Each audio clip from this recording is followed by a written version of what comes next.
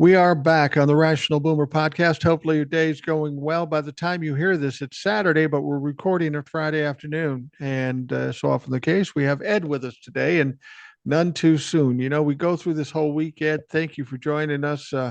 We look for some reasonable thoughts and from a sage old elder statesman. We bring Ed in, and I know that a lot of people are comforted when we talk together. So I've been looking forward to this. As you said before we came on, we got a war on, a Yeah. war that's unnecessary, that was unprovoked, that Donald Trump just started, and it appears as though uh, he made some presumptions about this war, and as so often the case, he fucked up. Yeah, I'm not sure he really even thought about it. I'm to the point now where I don't know really how much control he has. I think he just hangs around and does whatever they tell him to do. I think this is really all being driven by Project 2025, the Heritage Association, the Federalist Society, all of those guys, the think tanks for the right. We just see I see their machinations and what they're trying to do here. This war and everything that they've been doing, the tariffs, weakening the allies, the whole thing that they're doing to me is trying to destroy the American economy for us. And to do that, all they have to do is make it really good for them. And so what they're doing is this war is part of it, quite frankly. He's asking now for $185 billion to 200, build. 200 billion is the Yeah. latest quest. Well, but that's just for the war, okay? But then Right. he also wants to do this golden dome thing, like the Iron Dome that we built for Israel. That it's a missile defense system. You remember Star Wars? You remember that one? Yeah. You This know, Golden Dome thing, you mean that Golden Dome thing in Israel that isn't working anymore because it got what? usurped by fucking drones, cheap Well, drones? yeah, but that was the Iron. That was the Iron Dome. He wants the same thing here in America. Basically, it's a bunch of missiles to shoot down other missiles, and he wants $185 billion to do that on top of the $1 billion it's costing us per day. And that $200 billion is just a spit in the ocean. It's a figure they're making up because they'll be right back asking for more. And I really think their ultimate gain right now, they have a bill in the House that's not going to pass. It's not going to go anywhere, but it's a balanced budget bill. And what it is, they often do this. They put it in there just to see what kind of support they can get. If maybe some vulnerable Democrats will vote for it, or if they just want to see how much support it has. But that's what they're looking for. And what they're looking for is to jack up they've already added what, $4 trillion to the Yeah. debt. That's before this. That's before the war. That's before any of this. They added for it with their big beautiful bill where they cut taxes on the rich people, added some to the bottom end, but by and large lost huge amounts of revenue. That's why we have that $4 trillion, $4.5 trillion deficit. It's because they refused to tax rich people and corporations, and that's the plan. What they want to do then, when you have so much debt that you're drowning, they pass a balanced budget amendment. There goes Social Security and Medicaid, and Medicare, everything, the entire social network gone. So safety network totally gone. And that's their plan. It's always been their plan. That's what Project 2025 is all about. It's reducing most of the population to pure serfdom, just like it was in England before we started this country. Okay, that's what they're wanting. That's what they're going back to. And the good news is Trump's support is below the basement. Independents, and Yeah. he's lost them on everything.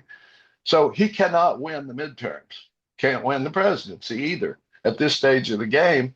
I don't care what happens in Iran. He can't win. So that's why they're pushing the SAVE Act and everything else. What I don't understand about the SAVE Act is it's going to affect them just as much as anybody else. If not worse. Republican women get married. And people in red states, the poor people in red state are less likely to have passports than Democrats in blue states.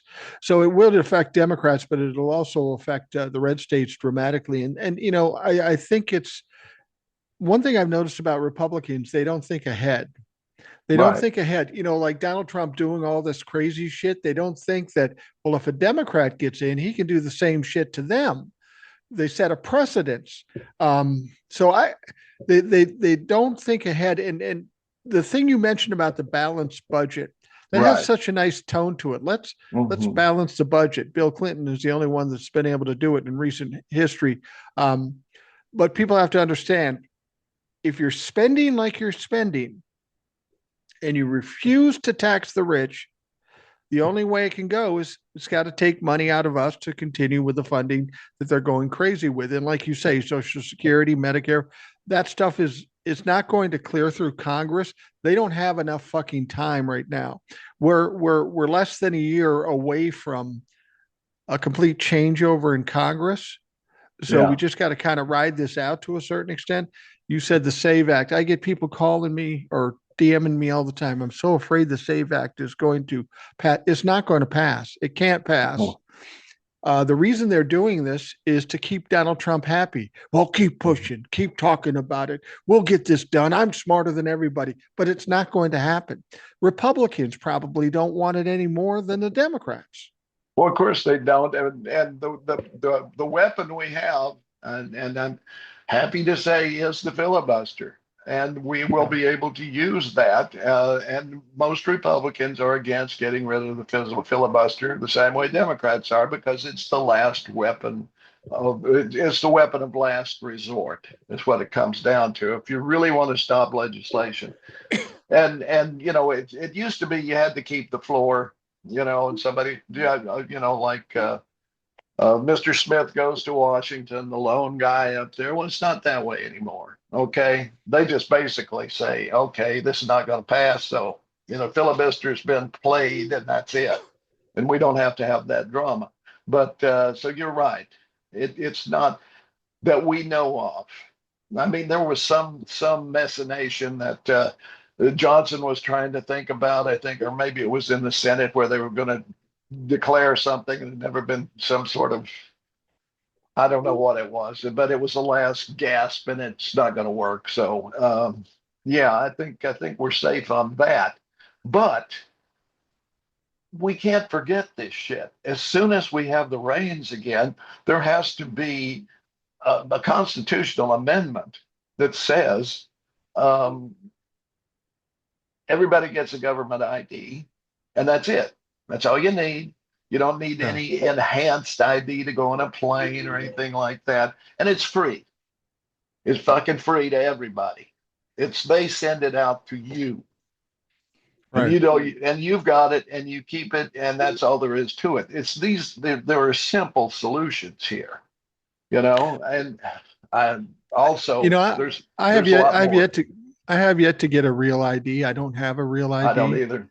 I Mm-mm. have a passport so I can get on planes and stuff like that. But the passport is no easy deal. You go through a fucking process. It costs you 175, $200, and that's just not available to a lot of people. Exactly. We live in a country that pay a lot in taxes. We should, at the very least, be able to be in a position to identify ourselves, whether it be with a driver's license or a passport, where it's not unattainable for some folks. And unfortunately, that's the case. And that's the fucking game they play.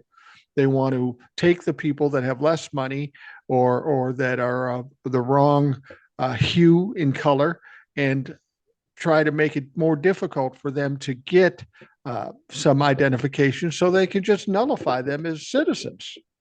And it's like somebody had said, and I don't remember who. We never had a problem with elections until Donald Trump came along, and this is absolutely true. I mean, we had a contested election to a degree with Gore and Bush, but we resolved that poorly, in my Yeah. opinion. But it was resolved. The Supreme Court should never have been allowed to have anything to do with it. They're not Oh, no. tasked with that. It's a state issue, has always been, and should stay that way. Um, and I say that. And then I almost immediately in the back of my mind going, but we really had to straighten out the South, damn it, at one point, and still it's and really it's kind of reverting to that in some ways with the gutting of the Voting Rights Act. But at the same time, there's ways to do that. Okay, we did it before, we can do it again. And I think the problem with Democrats is they're just not fucking ruthless enough. Republicans are completely ruthless, and we have to, if we're going to fight them, that's what we have to be. There can be no soul searching, and we got to be just as hard on Democrats like Fetterman and people like that who suddenly develop this affinity for Trump and that sort of thing, or they're sort of independent or something. Independence is fine, except when you're facing a mortal enemy, and then you have to be together on everything.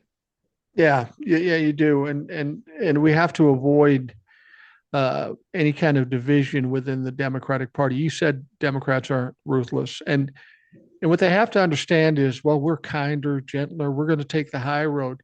That's cool, but that's not the game anymore. No, That's 1990s, 2000s. Yeah, maybe you could get away with it then. This is a fucking different game. This is Hunger Games, kill or be killed. Unfortunately, that's where it is. And if you're not able to participate in that theater, then you should get the fuck out of the way, because whether you like it or not, that's where we are. And you better be ready to fucking fight and get ruthless and be tough too.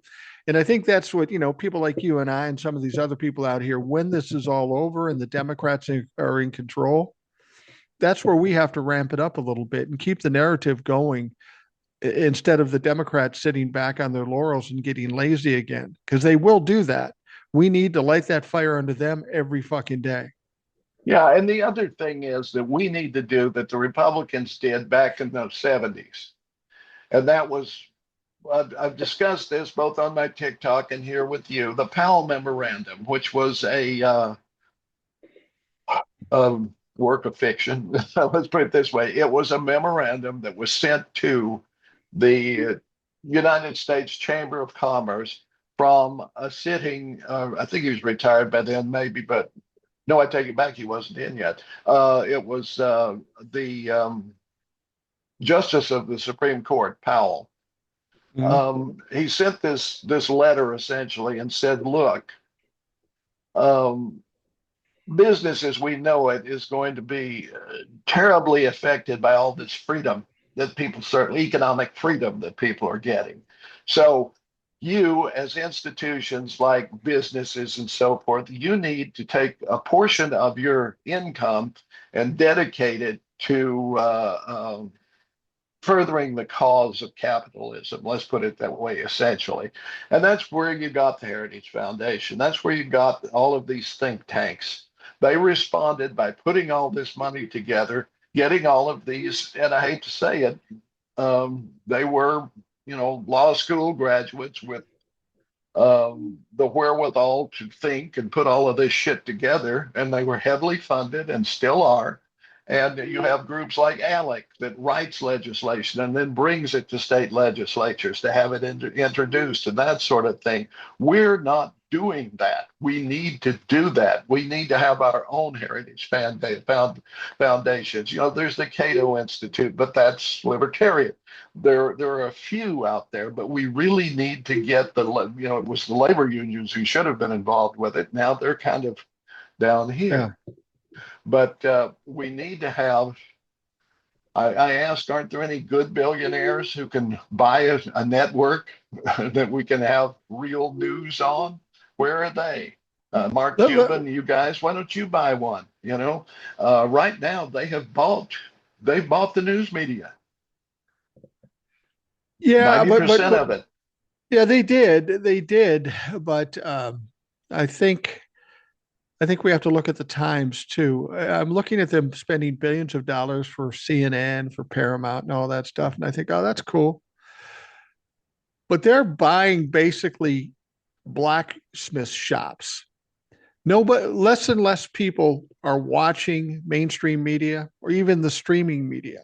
As we get millennials and Gen Zs more in control coming up in 2028, that's not how they consume news. That's not how they do it. So you can spend $1 billion and control everything, but by the time you get full control, nobody's watching your shit. You're going to have properties that aren't worth a goddamn thing because only boomers and maybe Gen X are watching it, and they're fucking dying off. So Well, that may I be. think That we're may seeing a be. shift in consuming news, and I'm ready for it. But it's a little unfortunate because we're looking at the Wild West online. I'm sorry. You Oh know, yeah, you and I were both at least momentarily fooled by an AI with featuring Ted Lieu versus the FBI guy. You know, what they took was actual footage and re-edited to make it into something else. And it took some right, research on my part to find that out because I right. just couldn't believe I hadn't heard of it from another source. But I see that all the time, every day now. So when you talk about fake news, yeah, that's all there is on the internet. I'm sorry. And you've got the deliberate ones like America Online and Right. those crappy things that look like cartoon networks as much as anything else. Very third-rate broadcasters, and it's all bullshit and lies. Just like Fox News, but Fox News is still people still believe in that shit. You know, Sean Yeah. Hannity is still respected as a journalist, which he wasn't, never was, and never has been, and never will be. And then you've Yeah. got the Tucker Carlsons and you've got the Joe Rogans and all out there spreading all of this misinformation everywhere. At least the networks people at one time had some trust in them. As it is now, CBS is gone, NBC is gone, ABC is teetering. It's those are going to be gone. They wouldn't be spending this money if they didn't think it had some influence, right? Well, I think it's important for people to understand you really can't trust network news anymore. You No, just can't no. trust it. The streaming news, it's a little better in some cases, but not much because you got Fox and all this stuff out there and streaming too. Um, and people will go to the internet thinking, okay, that's my oasis of good news. And you can't be lazy anymore. Like you said, there's a lot of bullshit going on the internet for the very same reason that you're seeing it in the network and the streaming news. There are people out here that deliver news that main focus is making money, and they will do whatever they have to do to make money, even if it's ignoring some things or saying the wrong things. You have to be really on top of shit and check out those things that you hear to make sure they're true. I mean, everything I hear, I will check a number of places. And what you were talking Mm. about with that Ted Lieu and that situation, Cash Patel. Yeah. Cash Patel. What I didn't do, we were just talking about it. I really didn't investigate the story too much. But the first thing I do is if I don't hear about it from any other news sources, that's a red flag. And then you look into it. You can use AI and say, "Is this a real story?" And they'll tell you if it's a real story to a certain extent. But that's what you have to do. And unfortunately, people in this country don't behave that way. Most people are No. kind of lazy. They've got other things in their life that they got to do. So if they hear something, and a lot of people, especially Fox News people and Donald Trump, and if they hear something they like, immediately they say, "Oh, that's real." Yeah. And it may not be real. It just supports what I believe. So it must be real. I'm going to go with it that it's real. And a lot of people online do that too. Oh, that's a great story. I'm going to jump on it. And then they have to walk it back later because it wasn't real. They get excited and they jump on it. Exactly. And I've gotten caught a couple of times that way myself. But and Yeah. this is the problem. Most people are surfing the internet not looking for the truth. They're looking for what they agree with. Right. Right. You know, True. they want to believe that immigrants are causing all the crime and they're buying all the houses and they have all the jobs. They want to believe that shit because that makes them feel better. It's not my fault they don't have crap. It's because an immigrant come and took it, which is bullshit. But they can find that any number of places. I could go right now and find 10 places that tell me that, okay? Very easily. And then they go, oh, well, I was right. Good. You know, that's the nature of internet research, finding what you like. Well, I could say this we've got higher prices than ever. We've Yep. got fewer jobs. than we've had in a long time. We've got oil prices going through the roof. We've got dissension in the streets. And this is not the fault of one immigrant. No. It's the fault of Donald Trump. And you know, that's the thing. We used to say presidents don't really have control over gas prices. And that's been true for many years because it's more about the market and how everything runs and production and all that stuff. But in this instance, we can categorically say these oil prices are high because of Donald Trump and Israel for that matter. Yeah, I mean, we can go back. Let's look at Iran. 1953, they're an independent nation. They have an election. They elect a nationalist, an Iranian nationalist, secular, who said, "We're getting screwed by the oil companies. I'm going to nationalize the oil company, the oil industry in Iran. We'll get the money. We'll take it over. You know, these guys can leave." Exactly what Venezuela did, okay? And the Yeah. response was exactly the same. We go in and kidnap their president, leave everything just the same. It's the same people there, except they took out this one fucking guy, okay? Well, we did that too. We went in and we arranged to kill this guy, and we put a proxy who went under the name of the Shah of Iran in. Right. And we sent in our CIA to do this, along with there were a couple more. I think Britain was also involved, possibly, but at least we were the lead in this. And then we taught his secret police how to torture and murder people and keep control of the country. Eventually, there's a popular uprising, and they bring the Ayatollah back from France, where he's been living, to be the leader of this, and he installs this Islamic state. Okay, and then the Shah gets cancer. He's fled the country, and Jimmy Carter allows him to come to New York to get cancer treatment. That's when they took the hostages, and that's when they put the oil embargo on us. And so a president's action is at that time too made oil prices go up. Right.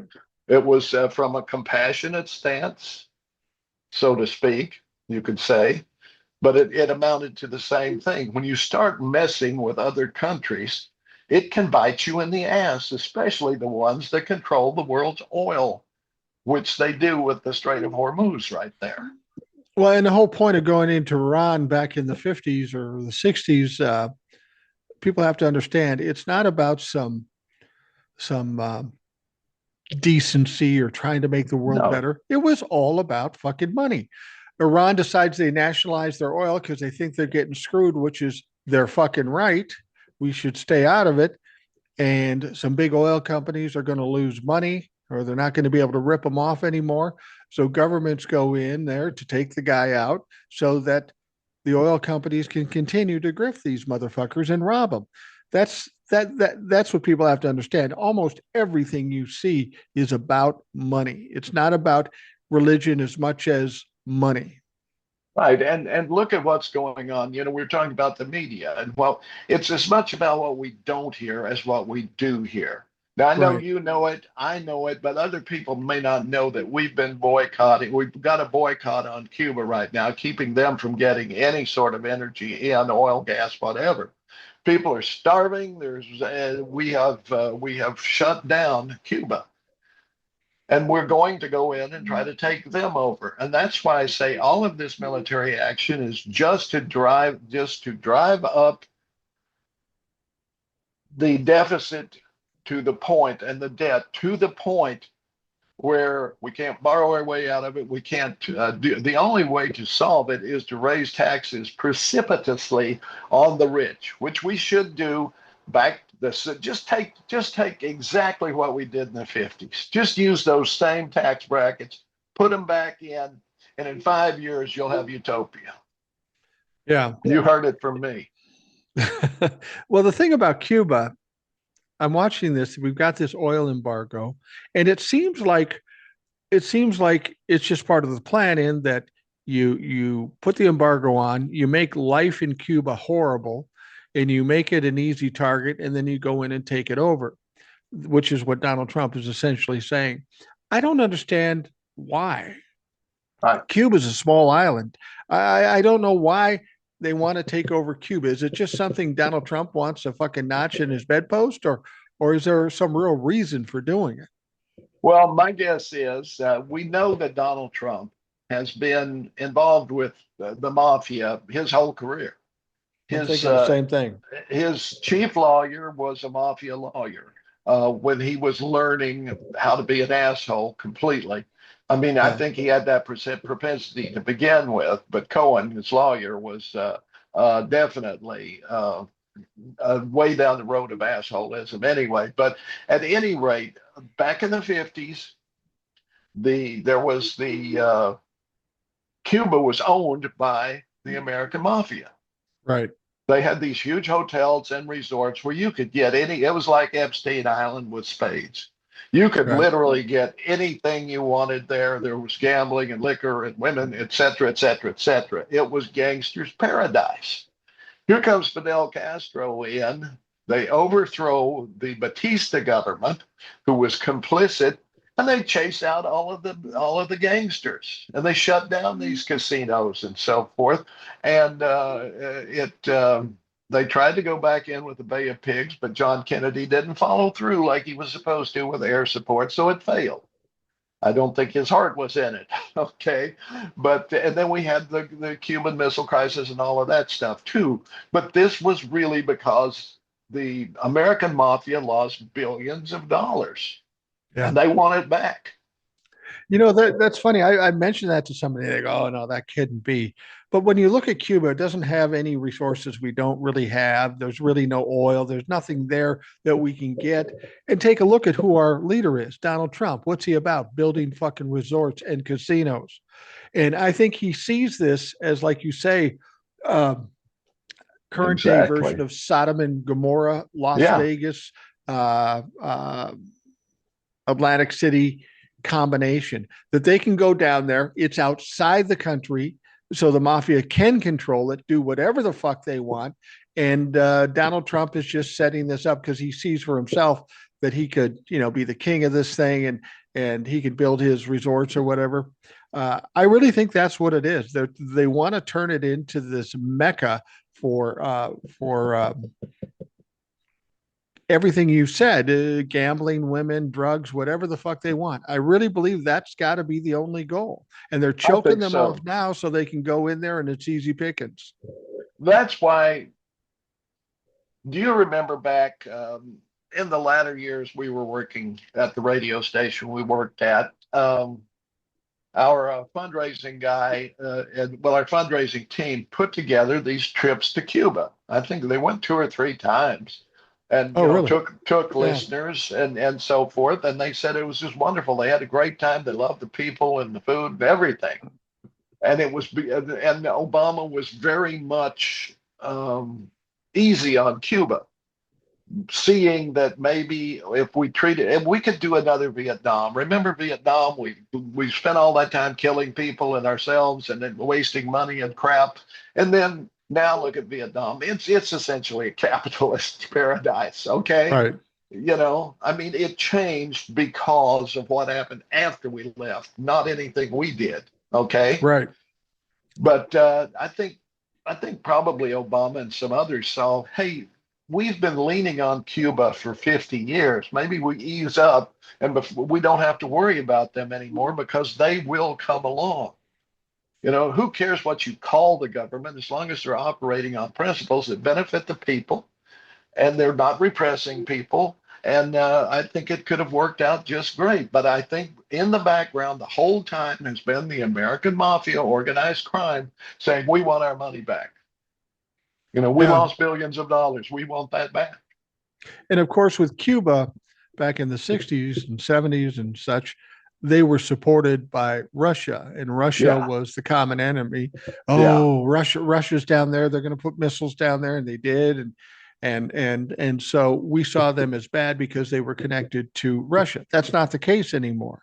They're just a fucking island right now. They do get some support from some people, but they're not really controlled by one entity like they were with Russia for a time.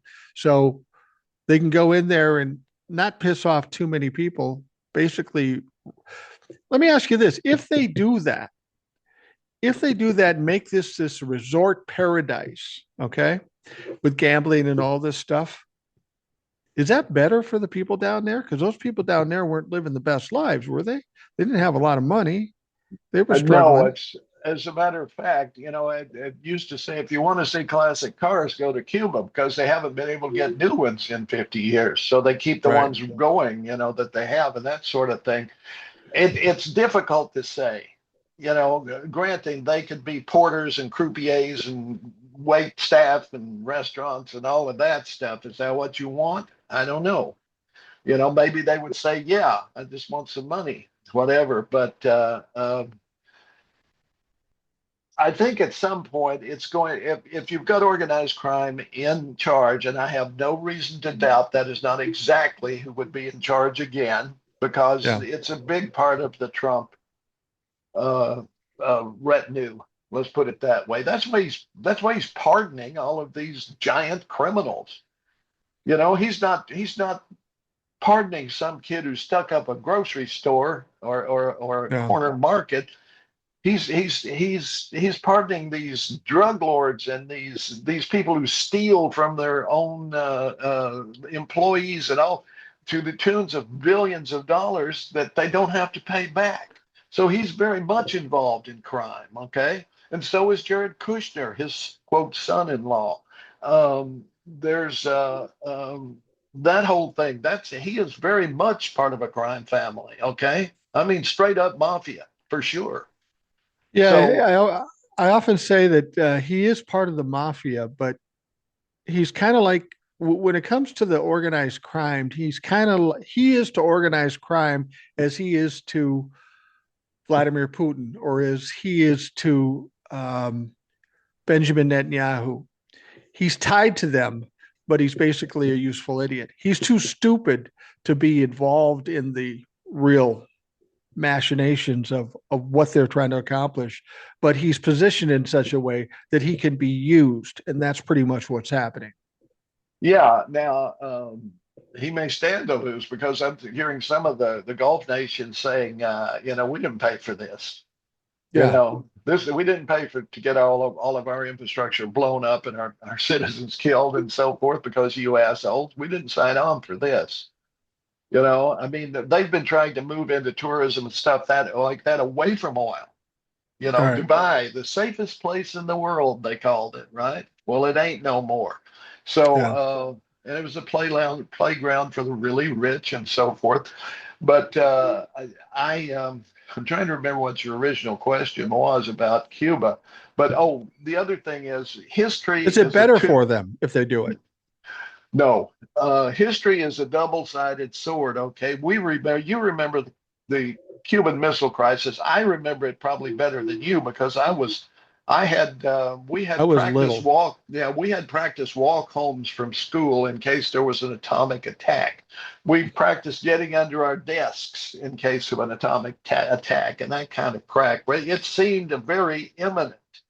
And it was frightening. Of course, what we didn't realize was that the Russians were trying to put missiles in Cuba because we had put missiles in Turkey aiming at them. And the local newspaper and the American newspapers, or at least not many of them, reported this. But the Cuban Missile Crisis was diffused not because we were tough and we were facing down the Russians, because at the last minute, JFK called Khrushchev and said, "We'll take our missiles out of Turkey if you take yours out of Cuba." And he said, "Oh, we'll do that." And Yeah. that's what happened. That's what diffused the Cuban Missile Crisis. Then, and the Russians agreed to leave Cuba alone. We agreed not to put missiles back in Turkey. It wasn't that we were tough. It was that we negotiated.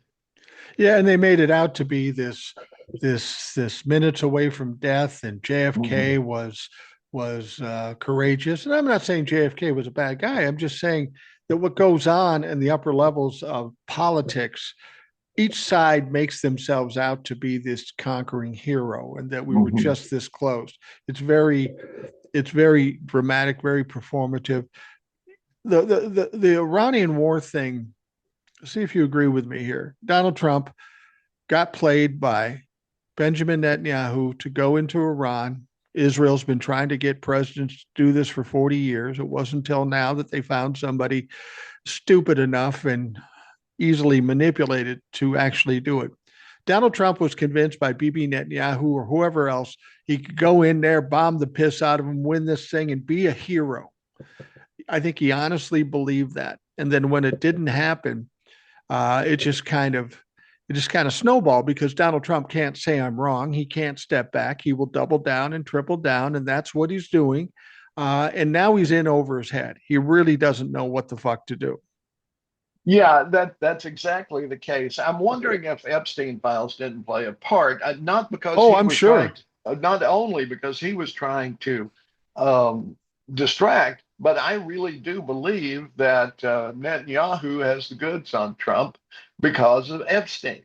I think Epstein was very much involved with the Israeli government. I think he was gathering information and he was tied into so many people. Let's look at Scott Bissett, Treasury Secretary. Right. One of the things that Jeffrey Epstein did was provide to various businesses government espionage that they could use to judge what any particular government might be going to do so that they could exploit that and make money. Scott Bissett, very much involved in Epstein. That's probably why he's Treasury Secretary today. Well, yeah, that's interesting. I have a particular hatred for Scott Bissett because I Me think too. he's a creepy fuck. Uh, he's openly gay. He's married. He has kids, and he works for the Trump administration, who are directly trying to harm that community. So Yeah, he's I got hurting mine. his own community. I got mine. Yeah. Yeah, exactly. There was a situation. I'm curious what you thought about this because a lot of people have some ideas. He was doing an interview, and in that interview, he was, you know, he's not good at interviews because people ask him hard questions and he just talks over people and he's just not very good at it. But then he got called away. He went to talk to the president in the Situation Room, and he comes back and he is clearly shook. And some people have suggested, well, it had something to do with Iran. And I go, no, I don't think so, No, because he's Secretary of the Treasury. That has nothing to right. do with Iran. What could it have been? Um, there's a couple things I think. Maybe somebody's um, watching what he's saying, and maybe Donald Trump didn't like something he said, or like the way he said it, or he should say it differently. But there was some kind of threat made against him when he walked away, because I've seen people who are shook, and this motherfucker was shook to the core. Yeah. Yeah, he's always trying to have this nonchalant attitude. Everything is fine. It's all going to be great. But I know what you mean. And it may have been he was called in and said, we know exactly what you are, and people will find out if you don't do exactly what we say. And I didn't like that. Okay. Yeah, I don't know that Trump is smart enough financially or in any way. He literally knows nothing about anything. it's true. Zero. You can always tell, I know more about technology. I know more about taxes. I know more about this or that than anybody, which he knows nothing about anything. And that's provable over and over and over again. So he's not the one. It's Stephen Miller probably who is really the worm tongue behind the doddering king here. But there are others, certainly. The Heritage Foundation guys. I mean, the guy who wrote Project 2025 is in the administration. There's a lot that's going on here, and I think this may be the last push. They had Reagan, and they never got another Reagan. I Yeah. mean, Bush was a doddering idiot. Okay, I mean, he wasn't doddering; he was just an idiot. He was a congenital idiot, right? I'm talking Well, and that's about why they put George. Cheney in there to control Right. him and do his bidding. But yeah, he was a doddering idiot, and Donald Trump is a doddering idiot. Don't all these people that want these things happening, and they've got this guy finally at president that he can make it happen, aren't they coming to realize that he's too stupid to even follow through? He's got too big an ego to listen to everything they say. He'll hear it, then he'll say, I'm the boss, so I'm going to do it my way. And then, of course, fuck it up. Yeah, I think that's absolutely true. I think the first time around, they saddled him with people for this express purpose of reining him in. And he hated that. Yeah, He hated it. He thought that the president could do any goddamn thing they wanted to do. He really believes that. And he acts on absolutely. that impulse. And it's, then a year later, he finds out that no, you can't put in tariffs or whatever. Um, but there should have been somebody telling him, no, you can't put in tariffs. It's going to bite you in the ass. And here's why. But he doesn't want to hear that. He doesn't want, he's like this, yeah, yeah, yeah. When anybody's trying to talk to him, he can't read, he can't process information other than in the very simplest terms, pictures, maybe that would do it. I'm not sure, but he's vacant. He's vacant, except Well, for he, very, very base impulses. well, he's like an incorrigible child, a spoiled Yeah. brat. He Hmm. doesn't want to do what he doesn't want to do. And if he perceives something as work, he's lazy. And Yeah. I don't know if he has the capacity to understand some of this stuff, but he refuses to do it. And if you tell Donald Trump, you're wrong, you can't do this, then guaranteed he's going to double and triple down and fucking do it. Regardless of how many times he makes mistakes, he will do it over and over again. And that's what I'm concerned about this Iran war thing. We can tell it's a fucking mess. It's potentially a quagmire. And most people of a reasonable mind would say, oh, fuck, I fucked up here. We need to step back. Donald Trump is more likely to triple down, which is going to make everything dramatically worse. I mean, we had this Israel bombing this gas field in Iran, Yeah. largest gas field in the world.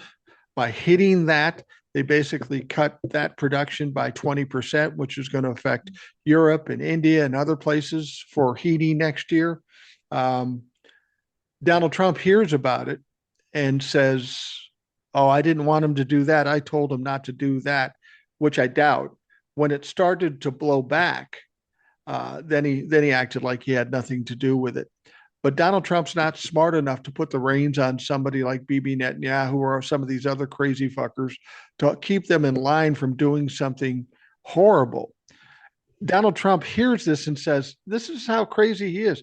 He says that well, they hit that gas field, and of course, Iran responds in kind and starts hitting other infrastructure in other countries. Now, Donald Trump's mad. He's nervous. He says, listen, if you don't stop doing that, we're going to bomb the whole fucking gas field, north and south, which is ridiculous because Qatar owns the other half of it and Right. they're his buddies. But that's how he thinks. He comes in strong. I'm going to threaten you. You better give up. And lately, it's just not working. Well, he's enamored of things that go boom. I Yeah. mean, he loves war porn. So does Headset. And this is what they think. They think that you can use missiles and you can use airplanes, you can use air power to beat a country. Someone pointed out a while back that Hitler bombed London for 8 months, every day, every night, killed lots of people. They hunkered down and they got through it. It did not destroy London. It did not cause the British to surrender. Granted, we came in and helped them out and so forth, but that barrage went on day and night for 8 months. Yeah. Is that what he's going to do in Iran? I mean, London is a very small. I mean, well, it wasn't just London that was getting bombed, but people went into the underground. They sent the children out into the countryside to live with relatives and friends and so forth. They did what they could, and they kept going. Iran's not going to be any different. You cannot bomb your. We thought we could do it in Vietnam. We bombed the shit out of Vietnam. We dropped more bombs on Vietnam than were dropped in the entirety of World War II. We Right. lost. We had to we had to turn tail and run because you just can't. There's no target. That was the big deal when they were deciding where they should go should they go into Afghanistan or should they go into Iraq? And they told Dick Cheney there are no targets in Afghanistan. And he said there are in Iraq, even though Iraq was not in any way involved with 9/11. Not at all, zero. Right. Well, and the So thing about it is if they want to keep the Strait of Hormuz open, and that's a point of leverage for Iran. They don't have a lot of leverage if they don't have a navy or an air force anymore. They can shut down the Strait of Hormuz, and Donald Trump was surprised that they would do that. If they were surprised that they were going to do that, they're all dumber than me or you, because we knew that that would be one of the first things they do, and plus bombing other countries. So the only way you can open up the Strait of Hormuz or do anything is with boots on the ground. And that seems to be the point where people are going, oh, fuck, no, we don't want boots on the ground. But that's the only way they could even consider ending this thing. Bombing people from the air, like you say, is you can go on forever for doing that. And it's not going to accomplish anything but raise gas prices and get people killed. not only that, but remember the American Revolution. Okay, let's look at that. You had a vastly superior army in Great Britain and Navy. They controlled the seas. They had these huge armies. Nobody could stand against them. But there was an ocean between us. And we had allies, France, Right. Spain, others who didn't like the British. And this was a great way to get back at them by supporting us. Over time, we wore them down, and eventually the Parliament told the king, "You're not getting any more money. We're not throwing good money after bad. Let them go. They'll probably come back anyway. But that's exactly what's going to happen here. We're way over here, and we got no allies. Not even the peace board." Yeah, not even the peace board. That's the funny thing is Yeah, Donald Trump is going to the allies, yeah. and I use that term loosely. Well, you should help us keep the Strait of Hormuz open. And they're going, we don't want any of that shit. And he's Mhm. angry about it. And this is how narcissists do it. They kick somebody's ass, and then they're surprised that they aren't there ready to help them. And Yeah, that's how a narcissist ultimately dies. They get abandoned by everybody. But then Donald Trump tries to threaten them because that's what he yeah, does. Well, if you don't help us, things are going to go badly for NATO, suggesting he's going to pull out of NATO, which he can't do without Congress. Uh, but it's constant threats, whether it be boots on the ground or continuing to bomb. He's kind of caught. He can't back out of it, because if he backs out of it, then isn't Israel left hanging? Then all yeah, Iran has to do is bomb the piss out of Israel. yeah. Which they're going to keep doing. I mean, they've known this was coming since the Ayatollah took over. They've known this is going to happen. They just, fortunately, we had presidents, even in George Bush, who weren't stupid enough to go after Iran. He was stupid enough to go after Iraq, but not and Afghanistan. And then probably was just, there was too much. They couldn't also go after Iran too, or they had a standoff or whatever. I don't know, but they didn't. They were Right. smart enough not to. Well, them But asking for $200 billion would tell you that they want to extend this thing, that it's not going to end in short order. People have to understand that our U.S. military has a budget of nearly $1 trillion, $997 biggest in the billion world. dollars. No one else is even close. And I and I think have I think we spend more than the next 26 nations combined. something like that. I will just say this: they want 200 billion to extend this war. China's total spending budget for defense is a third of what we spend, $314 billion. Russia is $149 billion. They want an extension that is $50 billion more than Russia spends in total. Then there's Germany at 88, India at 86. We spend more by a long shot, 5, 10, 15, 20 times as much as the top 10. And the question is why? And it's still not enough. I You got can $1 tell trillion you. and now you want 200 billion. I think it's just because they think they can get it and they're taking a shot. Absolutely. See, this is the thing, and I put this on TikTok recently too. Since World War II, every conflict that we have been involved in has simply been a payoff to the military industrial complex that evolved during World War II. Then, when all of the companies got into the defense business, and they got a lot of money. And when the war was over, they were very reluctant to let that go. So they all had Yeah. their little defense, and some of them had big ones. But that's what it's been ever since. We don't need to spend that much. Let's look at China, okay? China is a gigantic country. There is no way the United States conquers China without nuclear weapons, which we're not going to do. Right. Okay. You cannot send an army into China and be victorious. We don't have enough people to fucking do that, even with a draft.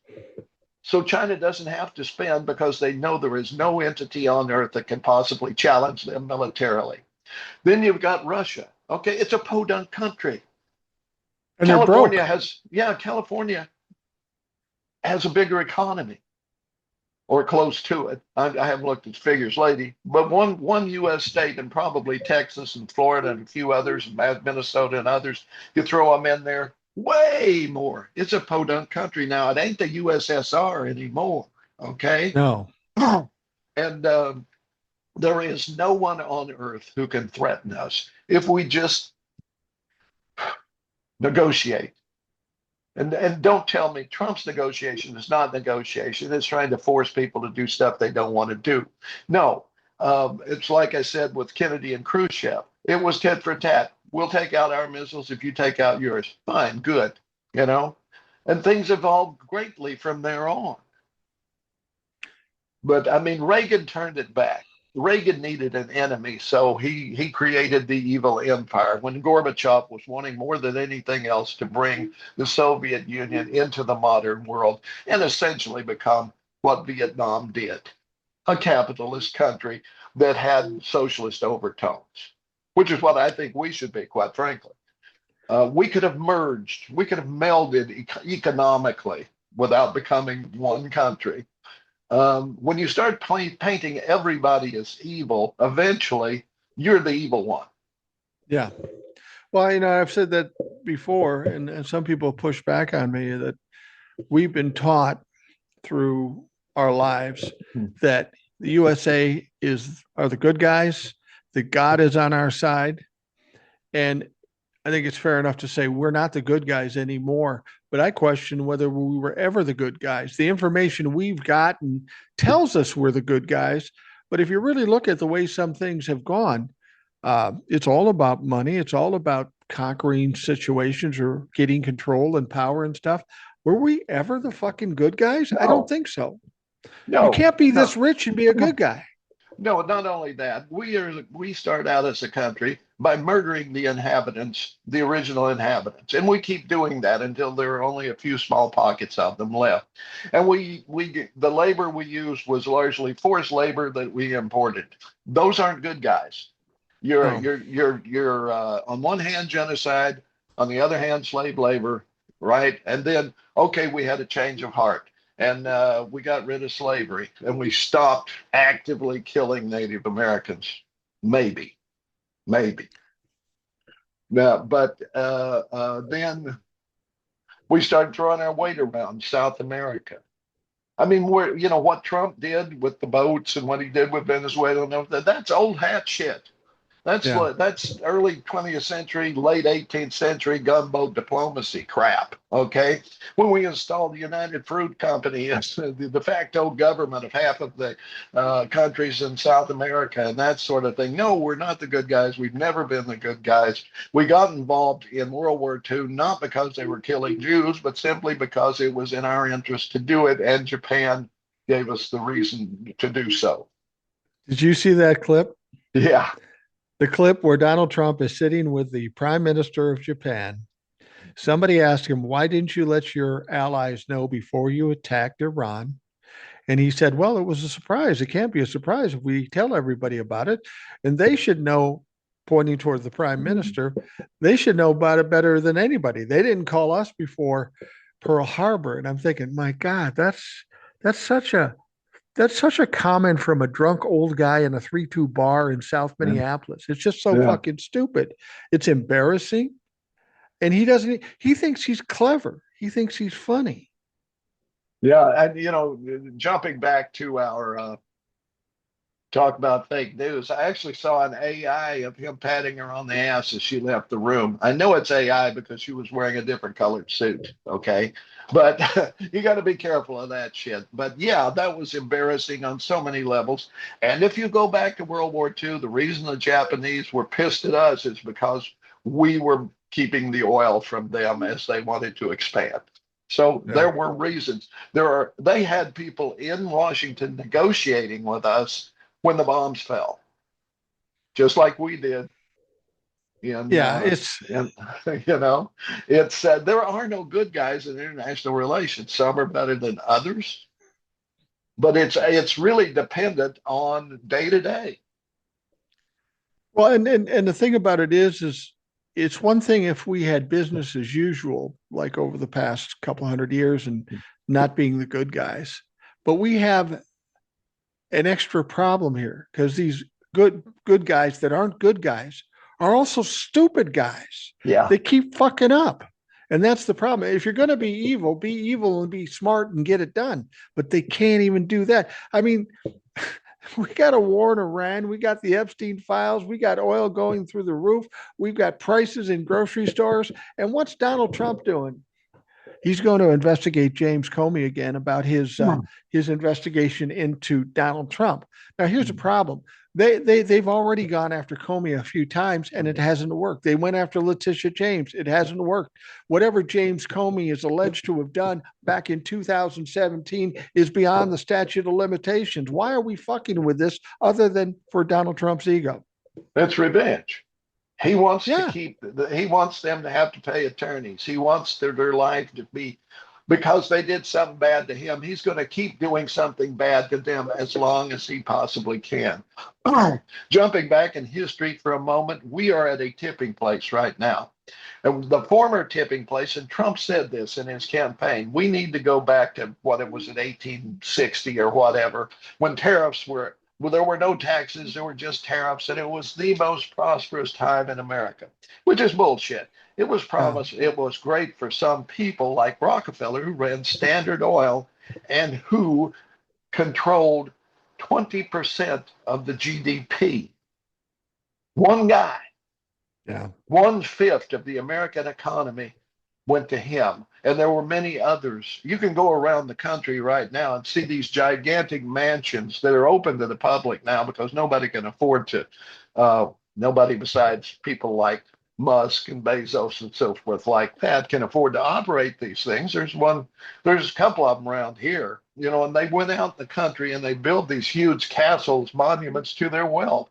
And they became like Downton Abbey in England, where they were these, royalty, and they had servants run, taking care of the land and everything like yeah. that. And that's when it began to change, when Teddy Roosevelt said, we can't have one guy with 20% of the GDP. We got to break this shit up. So they broke up Yeah. Standard Oil, and then they broke up other trusts and monopolies and so forth, but they're all back now. With Reagan, we stopped enforcing antitrust. And I don't know why the other Democrats since then haven't been harder on it, except that they kind of have a foot in that world too. When your economic advice is coming from Goldman Sachs, there's a problem. And Exactly. this is why Democrats need to clean their house and say no. We rose on labor, we rose on giving the creating a middle class and allowing it to flourish, and we became strong. We became a great country then. We were not great before World War II. We had a very small army. We were putting along with a few people making money and everybody else living hand to mouth.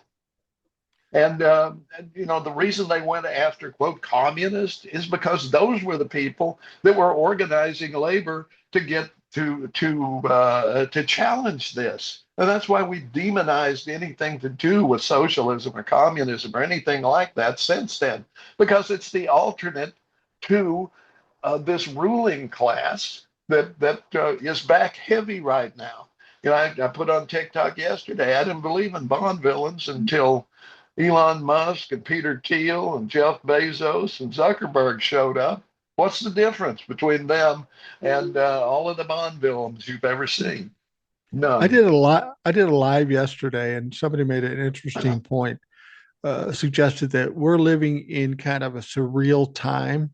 That if Mhm. you went back 10 years from now, if you went back 10 years and explained to us all the things that are going on now, we would No. have said you're a crazy conspiracy theorist. Yeah. That's how crazy the things are. The Epstein files, the stupidity in the White House and the complicity in the Congress. We would never have imagined that that were possible. Yet here we are. That's why I'm starting to listen to conspiracy theories.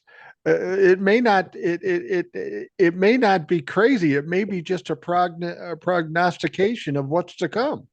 Yeah, you have to look. I remember QAnon saying, well, there's this vast pedophile ring all around the world. And we said, ha ha, no, there's not. And it turns out there actually is, but it's for the right, it's the right Yeah, wingers. It's the everybody who's involved. I mean, with the sole exception of Bill Clinton and I think Richardson out in New Mexico. I think he was a Democrat, wasn't he? Bill Richardson. yeah, yeah. Well, So, the so thing about it is, we want to say that everything with Epstein is Republican, and it pretty no. much is. But there are Democrats involved. I think that what the Republicans were trying to do prior to the election is trying to realize that this is going to come out at some point. So Get they ahead of wanted it. to differentiate, they wanted to divide it and say this is a political thing, a party thing, and it's not. It's a rich thing and a poor thing, or a rich thing in the middle class. And they were trying to make it partisan, which obviously hasn't worked because this is about Republican and Democratic oligarchs, rich guys. This is who is doing this because they were the only ones that had the power to do it. And that's why I say what was going on with Epstein and Donald Trump was a fucking business. These rich people thought they could get away with anything. They had certain things they wanted to purchase, services that they needed provided, and Epstein and Donald Trump and some other people realized, okay, we can make money off of this. The Yeah. whole the whole blackmail part of it was just an accessory to this whole thing. It was an insurance policy. But I think this was a business. I think it's a business that's still going on in this world because they're not the only ones that are doing this. No, and look who hangs out at Mar-a-Lago. Are Yeah. these people you would invite over to your house? Oh, hell no. No. You don't want Creepy, to be in the goofy looking same bucks. same room with these women who look like uh, they've had every medical procedure available and the men too, for all I know. And there's this undercurrent too. And Putin made reference to it when he was talking to Xi that a microphone caught, and I've heard it from other quarters too. This idea of living forever by replacing organs. Now, I'm not saying it's possible, but I think they are actually looking at that. I can't remember. There was a recent movie, and I don't remember which one it was, but it was a bunch of tech guys who were together, and there was the older one said, "Well, you're going to use it on me first, right?" Where they were going to put the guy's brain in a robot or some crap like that. I don't think we're far from that. I don't think it's that far fetched.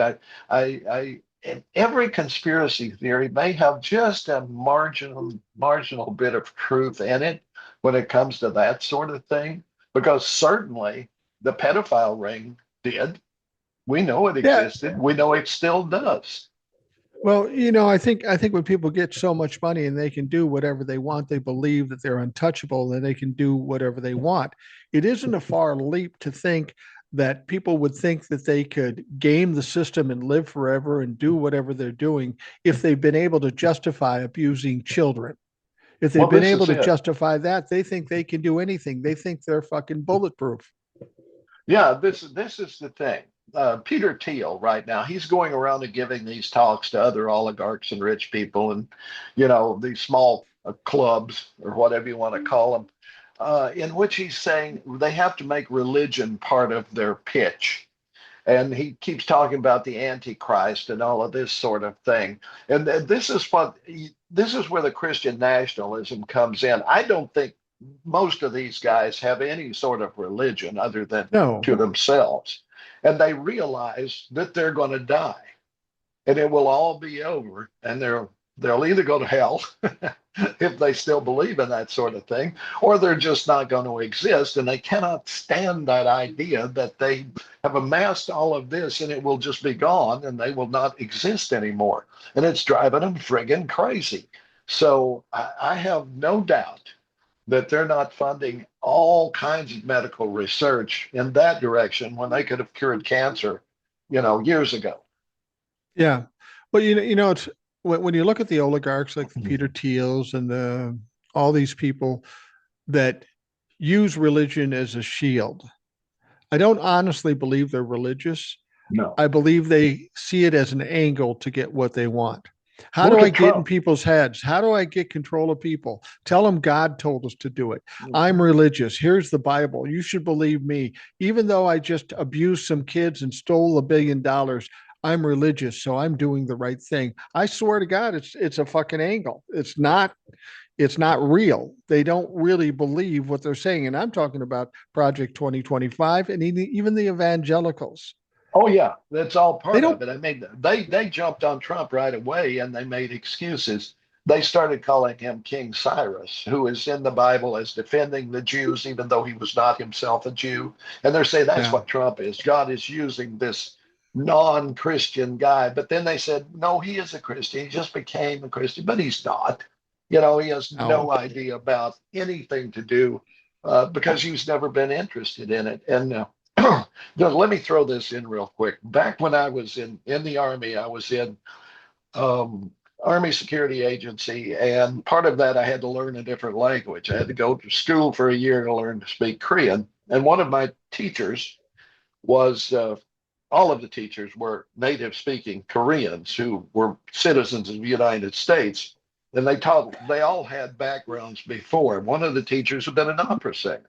One of the teachers was, and this is such a thing, he was a grammarian. A what? And a grammarian, one who Oh, studies language essentially. right.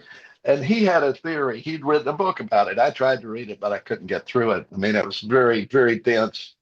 But his theory was that consciousness developed with language. And it does make some sense to me that, you had a caveman who picked up a stone and said, rock. And the guy next to him said, rock? And he's, yeah, rock. So from then on, it was a rock, Right. right? And then he cut himself with it and he goes, ooh, sharp rock. And the other guy go, oh, sharp rock? Yeah, okay. And gradually, as you built the language, you had more ways to think Right. because you had names for things. And then you could come up with concepts that hadn't existed before using those benchmarks. It made sense to me, and it still does. I think that there is a small window for children to develop that language. And we see this with Trump. He hears a word like groceries. He's never heard it before. He's never needed to. Or many other words that he thinks it's a brand new word, and he's, oh wow, I didn't know this word was there. And then he uses it over and over again because he thinks he came up with it or something. I don't know. But at any rate, you see that his brain never really developed to the level that because he always had lawyers, he always had people to do things for him, and he had no interest in learning anything. Yeah. So I think he is very handicapped in that way, and I think a lot of other people are too. I do think that if you don't have books, if you don't have parents who in some way engage with you, other than saying "shut up," "go away," those people never really learn to think. And we have a huge amount of the population that can only respond to belief. And you Right. give them something to believe in, you've got them forever. You're talking about language and how it affects things. A perfect illustration of that would be a dog. Dog can't Hmm. speak English, but if you say a certain words to them over and Hmm. over again, they'll associate that with Hmm. whatever it is, their name, treats, go potty. And you're right about that. My wife was always a strong supporter of reading to your kids. I mean, my Hmm. grandson, when he was 6 months old, we were reading to him. He doesn't understand what's going on, but that's not the point. Hmm. You get them engaged in reading and learning. And I've always said, people say, well, how do you know so much about this or how much about that? It's not that I'm smart. I'm curious. And when I see something, I'm curious about it and I look into it. I make the effort to find out about it as opposed to just looking at a tagline saying, well, that's how it must be. And Yeah. that's one of the problems we have in this country. People aren't curious, they don't pay attention, and they don't take the time to analyze what they're seeing. They take it at face value. That's why people get freaked out every time Donald Trump says he's going to do something. Never mind the fact he usually doesn't do it. Never mind the fact if he does do it, he fails. He's Mhm. a pathological liar, but yet you still believe everything he says. Well, yeah. I mean, I saw a guy online and I briefly talked with who claimed that Donald Trump had taken away the taxes on tips and Social Security. Yeah. And of course, he didn't. You know, he No. did nothing because the big beautiful bill did what it did, but that's all there was. They exempted some of Social Security. They gave a bigger tax credit to certain people in certain income brackets, you know, Right. and the tips is it's cash tips, and you still have to file, you know, and you have to have a certain income level and so forth. Or you know, it's too complicated. Nobody's going to get it. Okay, it's Right. bullshit, Right. but they still believe it. Well, he did that. He did that. He sure did. Yeah. They want to jump on any success that they perceive as owning the libtards. And I think that's one of the problems the Republicans have. Their focus is not on doing things better or doing things right. It's just owning the libtards. And that's killing them now because look at the prices, look at the oil, look at the fucking war, look at the Yeah. Epstein files that you wanted to blame the Democrats solely for. It's all coming back to hit them in the face, yet there's still people out there that won't walk away from it. How No. stupid is that? Because it's going to Well, crash. It's going to be all exposed, and you're going to look stupid. well, and they don't seem to mind. You know, they think No, we think they're stupid anyway, which we do. But there's a reason for that, and I make no apology for it. Um, I'm smarter than you, not you, but I'm smarter than some people because, like you said, I looked into it. I did the reading. I right. listened. I asked myself, is this true? And then I went and looked and found out whether it was true or not. And you can do that.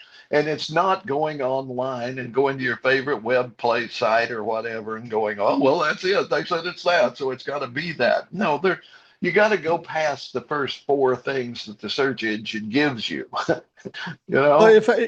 if I hear a story that I'm not sure about, and there's a lot of them out there, I'll Google it, see what Yeah. comes up, and a lot of times there'll be nothing about it. Okay, then I know it's bullshit. Sometimes there'll be some things about it. Then you have to be motivated enough to say, okay, it says it at this site, and at this site. Let's take that site and see what the reviews on that site are as far as what it is. Is it legit? Is it phony? Is it very partisan? So you have to dig a little deeper in some of these stories. But like I said, some people hear something, oh, that's a good one. That's going to get them. So I'm going to jump on board. You can't do that anymore because there's too many people out there trying to fucking fool you, trying to get you pointed in a different direction. And that is a huge problem in this country. I don't know that we ever had pure journalism where you just got the facts. I mean, some people might argue Walter Cronkite and those days, but They there were some tried. issues there too. If you really want to know what's going on, you got to fucking do some work. Yeah. And it's there. A good place to start is Howard Zinn's People's History of America, of the United States. That's a good place to start. You'll learn some stuff there, and there are footnotes and things that you can go off from there. I always recommend that one. Um, and the school of experience is by far the best one, and living a long time also is too. That's why I know some stuff, is because I was there when it happened. I was there for the Cuban Missile Crisis. I was in eighth grade. I Right. remember. And I had the entire story of it because they allowed us to subscribe to newspapers for very little. And I subscribed and then I would bring it home for my mom. But we had the entire history of the Cuban Missile Crisis in those newspapers, and I kept them for years. I don't know whatever happened to them, but I could go back and read day to day about what was going on with the Cuban Missile Crisis, and you couldn't fool me on it because I walked through it every day of that, from the first day to the last. Well, that's the interesting thing when I talk to Trumplefux or somebody knows a Trumplefux, you should talk to him. I said he won't have a fucking chance. Mm-hmm. He said, well, you won't even look at their side. No, because I know they're wrong, but I know more about this than they do. What makes you think you know more? I go, I spend all day, every day reading this shit, trying to understand it, trying to analyze it. This motherfucker saw something on Fox News that has no bearing and no truth behind it. You put him across the table from me, never mind whatever abilities or brains I have. I have the truth. I have the facts. They have nothing. It can only go one way. You're going to fucking lose and you're going to be mad and you're going to be embarrassed. So if that's what we want to do, we can do it. But because I'm curious and because I'm motivated to do this every day, to do this type of thing, I do know more than they fucking do. Whether they like to admit it or not, we're not all equal. People who are informed and look for the information just know more because they've been exposed to and they can critically think about what's going on as opposed to just hearing something I like. Exactly. And I know where their sources are. I know they watch Fox News. I know that they listen to, they get um, papers from the Heritage Foundation or the Federalist Society, that sort of thing. And I know if you start out with an agenda and try to prove something, you're already wrong. No, you got to start, you build your facts from the bottom up, and then you get the clear picture. If you start off saying America's the good guys, if you start from that point, you're fucked. Yeah, you absolutely are. We're getting down toward the end, and I want to talk about the Epstein files because of some things that are going on. And I think it's important that we talk about the Epstein files every time we have a chance to talk about the Epstein files. Now, people are saying, can I say just one thing before we get sure, into that? Because um, what I just said about America being the good guys, I gave 3 years of my life to this country without thinking I'd get anything returned or knowing if I would survive it. Okay. I right, enlisted. I believe in this country. I love the country. I am patriotic, but I don't wear blinders. If right. you don't look reality square in the face, then you're always going to be on the losing side. You have to say, this is wrong. What we did there was wrong. Let's not do that again. All I am is a realist. Yeah, I mean, we can all make mistakes. And, whenever somebody speaks badly about Israel, they'll say you're anti Semite. That's not the case at all. No. I hate their government. They are committing genocide. They're a problem. And I feel comfortable in saying this because we're experiencing the same thing in this country. We're good people generally, but we have a government that is fucking disastrous and criminal. Exactly. I wanted to bring up the Epstein files as we're getting toward the Yeah. end because everybody says, well, we got the war now. Nobody's talking about the Epstein files. We are. And the thing about it is it's not going away. I saw Dan Goldman standing up in the House of Representatives reading a letter about Donald Trump sexually assaulting and physically harming a little girl. Yeah. That's the kind of thing that needs to be done. But then they subpoenaed Pam Bondi to come and testify behind closed doors strictly about the Epstein files. And I know they're concerned about that. And the way I know they're concerned about that, just the other day, Pam Bondi and Todd Blanche and some other folks came in to do a briefing. They were trying to get out of that subpoena. They were trying to explain away some things. The only problem was It was a briefing. It was not under oath, and they were trying to undermine and cancel out that subpoena. Of course, Democrats got pissed off and said, fuck you, and walked out. Yeah.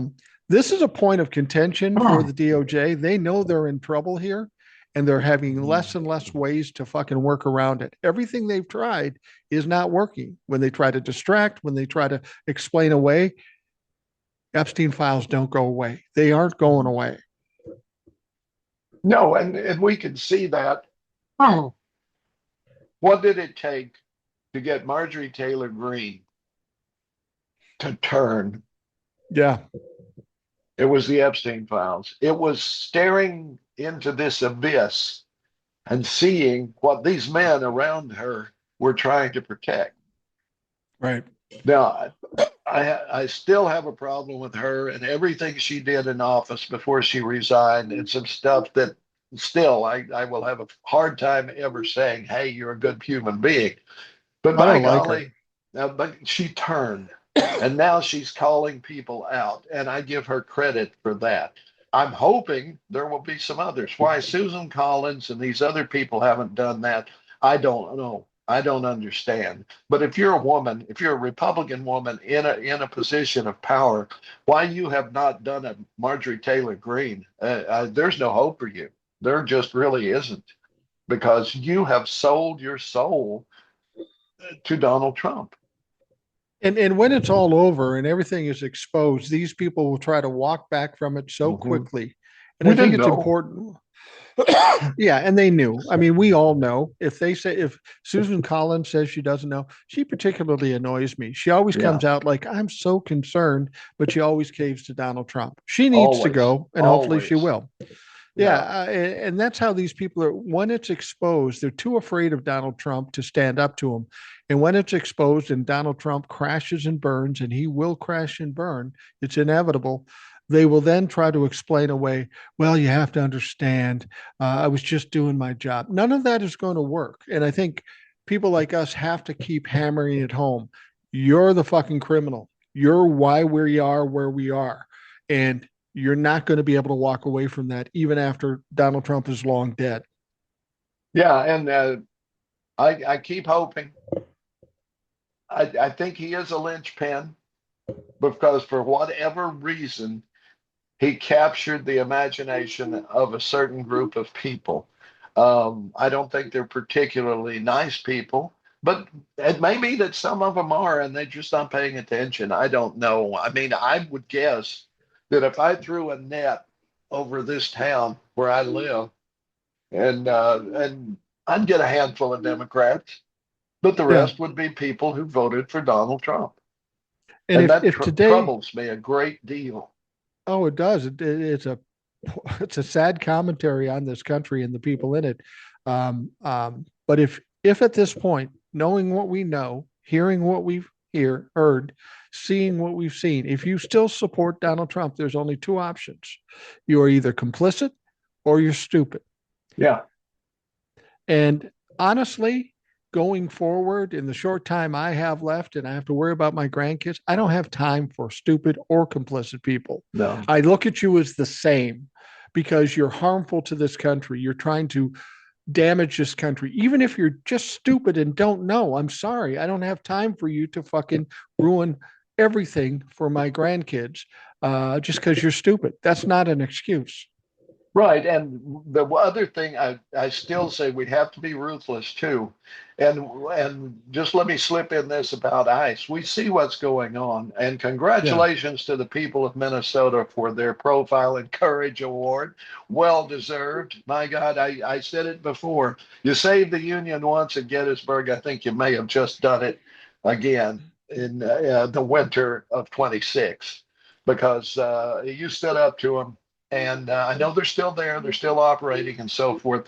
But when Democrats are back in charge, every one of these guys, every fucking one of them needs to be in a courtroom, and they need to be exposed, and they need to go to jail for the murders, for the abuse, and the people running these, whatever you want to call them, concentration camps. They need to be rounded up and also put in prison under the same conditions if they could. but they won't do that. But right now we have pregnant women bleeding out in these warehouses. I Yeah. mean, the abuse that's going on right now that nobody should be able to tolerate. The people in those areas should rise up with their pitchforks and their hoes and go after these motherfuckers. I'm sorry. I think when it's all over and we expose what happened within those detention camps, Mhm. it's going to be similar to what we found in the Holocaust. Maybe not to that extent, obviously. I don't That was a know. much different, but we are definitely going to find atrocities committed on the people of this country or immigrants in this country by our government. That is going to have a serious effect on people's trust of this government. They don't trust them at all anymore anyway. But when we go in and we find out what these atrocities are, it's going to be earth shaking. Yeah, it really is. And it can't be turned away from. No. We have to go for it. We have to make sure every one of them pays. Every one of them. Yeah, if you're a good business to get in the future is prosecuting attorney because there's going to be a lot of motherfucking prosecutions. Now, Kristi Noem should be um, assigned to all people that work with Donald Trump. Kristi Noem was loved by Donald Trump. She embarrassed Donald Trump, even though she just did what he said to do. She's out on a fucking island now. He doesn't care about her anymore. He's done with her. She could fucking burn right now. Now he wants to get Markwayne Mullins in. This guy is just as stupid as Kristi Noem, just He's as worse. illegitimate. He's a And true believer. yeah, he is a true believer.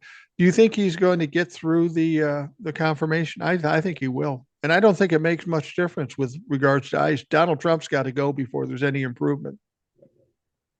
I wish that I could say that there will be a few Republicans who would turn against him. There would be, but they'll just put up somebody else. Sometimes I think all of the Yeah. legislators just throw up their hands and say, let him go. What the fuck? The next one will be worse. Well, and the interesting thing about this is they had to get out of committee first. And he got passed through committee with a vote of 8-7. Yeah. The deciding vote was John Fetterman, the Democratic senator in Pennsylvania. I was talking to TJ, who's in Pennsylvania. He works with unions. He says in his next election in 2028, he won't make it through the fucking primary. Well, No. let's hope to God that's true. This guy is an emotionally broken goofball piece of shit. And if he loses the election and gets shamed and goes off and offs himself, good. Yeah, well, I wouldn't go that far, but I mean, he could still turn around, I guess. But No, he can't turn I it don't around. know. But well, who's the one from Arizona, Kirsten something or other? She was Yeah, the same way. Sinema. Yeah, Sinema. She was the same way. She ran as like an old style liberal, a 60s liberal, and then she got, the hedge funds gave her all the money in the world, and suddenly she was a Republican. At least, I mean, she was still a Democrat in name only, but Right. she voted with the Republicans. It happens, right? We need a bigger margin, is what it comes down to, so one or two people can't screw you. But yeah, we have to remember who did what and why. It doesn't matter why they did it. It's what they did that matters, and they have to suffer the consequences from it because we can't flinch. We have to be ruthless, and we have to, by God, make sure that this never happens again. That it's not possible. We see the holes in the presidency. We see the holes in the court. We see the holes in Congress, who should be battling. From day one, they should have been battling Donald Trump because he was on their turf. And the same with the courts. He was on their turf. It's a triumvirate. That's the way it's supposed to work. And if one of them gets too much power, you're screwed. Well, when at the risk of sounding like Donald Trump, when this is all over, people said, "What are you going to talk about with the Democrats are in control?" I said, "Well, I'm going to go after Democrats too, Yeah. but more importantly, I'm going to go on a Wyatt Earp revenge ride. I'm going to track down those motherfuckers and expose them when they're trying to hide." No, motherfucker. Some people try to compare John Fetterman to Joe Manchin. I don't think Mhm. there's any comparison. I hate Joe Manchin, He's but always been, Fetterman is he's a way tool of worse. the coal. He's a tool of the coal companies. That's all you Right. need to know about him. Fetterman is just a loose cannon. I'm sorry. You know, He is. He's mentally incompetent. He has a lot of issues, and God bless him for that. And I hope he gets help. But when you're fucking up the country and hurting people, I don't care what excuse you have. You're a bad person, and you should suffer the consequences, regardless if you've got, um, if some homeless guy on the street who has mental issues kills somebody, what is the judicial system in this government going to do to him? They're going to fucking hang them any way they can, regardless of what their mental capacity is. And John Fetterman is one that I dislike immensely. Scott Besson, I really hate that motherfucker because he's such a hypocrite and such a piece of shit and such a selfish, self-centered, narcissistic fuck. You have the audacity to live the life you do and then support a guy who's trying to ruin the lives of people in your community. yeah. As long as you're okay, everybody else can fuck off. That pisses me off to no end. Well, that's it. I can separate mental illness from being a dick. Okay, I mean, having a mental illness. I mean that happens, and people function very well if they get help and therapy and medication and so forth. He doesn't seem like he's done that. He did, of course, go in for depression. I don't have a problem with that because that doesn't necessarily fuck up your thinking. As a matter of fact, I know some depressed people who are incredibly good at thinking, right? Oh But yeah. it's anyway. What I'm saying though is that Fetterman, as an individual, is not doing what I think he should be doing, and therefore I will not. I can't vote for him, but I would like to see him out of the picture and have. I'm a democratic socialist. That's the closest thing that I could possibly come up to describe myself. Me and Bernie Sanders were like that, and Elizabeth Warren and some others, and that's the kind of government I want us to have. I think it's the one that suits us. I think it's the one where this country flourished. And we were just getting to the point where we could expand it to everyone, women and minorities, when they decided to put the pedal to the floor and stop it. And we need to get back where we get it rolling again. All you have to do is change this tax structure so that all of your money isn't going to a handful of people. And that's what's Yeah. happening right now. I shouldn't need to say this, and for most people, I don't need to say this, but I'm going to say it anyway. When I said what I said about John Fetterman, please understand I'm not disparaging people with mental illness. I have people in my family, friends have mental illness. They deserve all the help and more because we aren't helping those people enough. But if you're a bad person and you're trying to hurt the country and hurt people, which is what John Fetterman is doing, he's a libtard alleged to be. He's a hypocritical libtard trying to own the libtards. He's doing it to be contradictory, and he's arguing his point.